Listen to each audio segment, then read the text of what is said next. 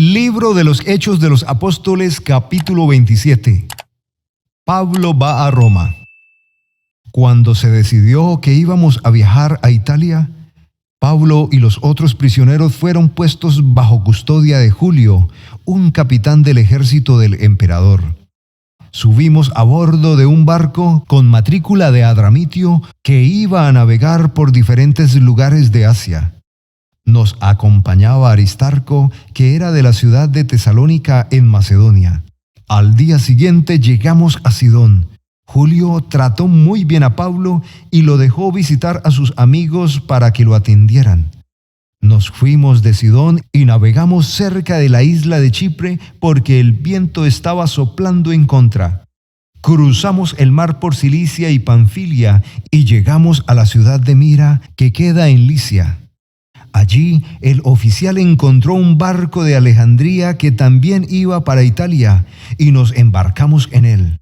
Navegamos despacio por muchos días. Fue difícil llegar a Gnido porque el viento soplaba en contra. Entonces navegamos por el sur de la isla de Creta cerca de Salmón. Continuamos navegando con dificultad a lo largo de la costa y llegamos a un lugar llamado Buenos Puertos cerca de la ciudad de Lasea.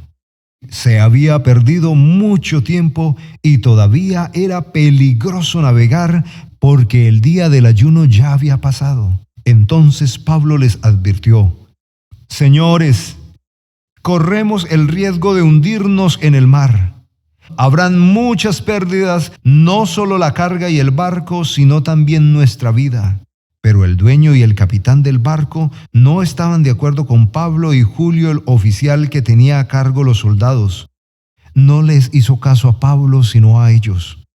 Como el puerto no era un sitio seguro para que el barco se quedara todo el invierno, entonces la mayoría decidió que debían irse y tratar de llegar a Fenicie para pasar el invierno allá. Fenicie es un puerto de Creta que queda al suroccidente y noroccidente. La tormenta. Cuando empezó a soplar un viento suave que venía del sur, ellos pensaron que habían conseguido el viento que querían. Entonces subieron el ancla y navegaron muy cerca de la costa de Creta. Pero entonces llegó de la isla un viento huracanado llamado el nororiental. La tormenta empujó al barco y no lo dejaba navegar en contra del viento. Entonces dejamos que el viento nos llevara. Fuimos al otro lado de una pequeña isla llamada Cauda y con mucha dificultad pudimos subir al barco salvavidas. Después de asegurarlo, los hombres ataron cuerdas alrededor del barco para reforzarlo. Tenían miedo de que el barco golpeara los bancos de arena de la Sirte. Entonces bajaron las velas y dejaron que el viento se llevara el barco. Al día siguiente, el viento soplaba tan fuerte que comenzaron a arrojar la carga del barco al mar. Un día después, con sus propias manos tiraron el equipo del barco. Al ver que no aparecía ni el sol ni las estrellas durante muchos días y la tormenta continuaba con más fuerza, perdimos toda esperanza de salvarnos. Ninguno de nosotros había comido en muchos días. Entonces Pablo se puso de pie en medio de todos y dijo: «Señores, ustedes debieron haberme hecho caso de no navegar desde Creta y así no hubiéramos tenido tantos problemas y pérdidas. Pero ahora les digo que no se preocupen, que ninguno de ustedes perderá la vida. Solamente se perderá el barco. Por tanto, alégresen.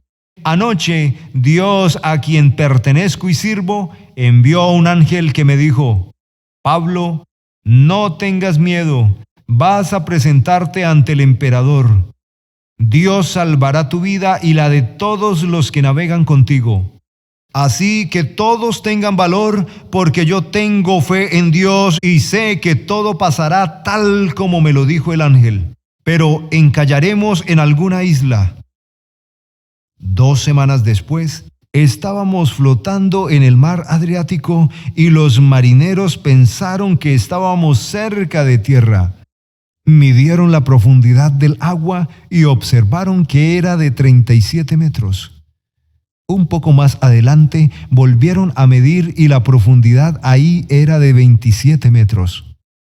Tuvieron miedo de estrellarse contra una roca. Entonces arrojaron al agua 4 anclas en la parte trasera del barco y se pusieron a rogar que llegara la luz del día. Los marineros trataron de escapar del barco haciéndose los que iban a sacar una ancla de la parte delantera del barco. Pero Pablo les dijo al oficial y a los soldados: si estos hombres no se quedan en el barco, ustedes perderán la vida. Entonces los soldados cortaron las cuerdas que sostenían el bote salvavidas y lo dejaron caer al mar.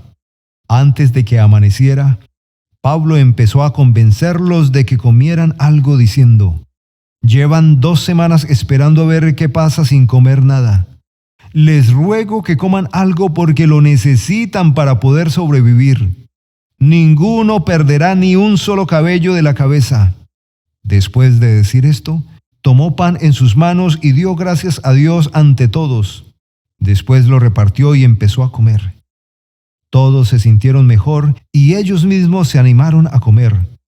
Éramos 276 personas en el barco. Después de comer lo suficiente, tiraron al mar todo el trigo para que el barco estuviera más liviano. El náufrago. Cuando amaneció, los marineros no reconocieron la tierra, pero vieron una bahía con playa y decidieron navegar hasta la orilla si era posible. Entonces, cortaron las cuerdas que sostenían las anclas. Al mismo tiempo, soltaron el timón y alzaron la vela del frente del barco en la dirección del viento y navegaron hacia la playa. Pero el barco dio contra un banco de arena y encalló de frente, y por detrás empezó a ser destruido por la fuerza de las olas. Los soldados decidieron matar a los prisioneros para que ninguno escapara nadando. Pero el oficial quería salvarle la vida a Pablo y no dejó que los soldados cumplieran sus intenciones, sino que más bien ordenó a los que sabían nadar que se echaran al agua primero para que alcanzaran la orilla. Los demás usaron tablas de madera o partes del barco. De esta forma, todos llegaron a la orilla sanos y salvos.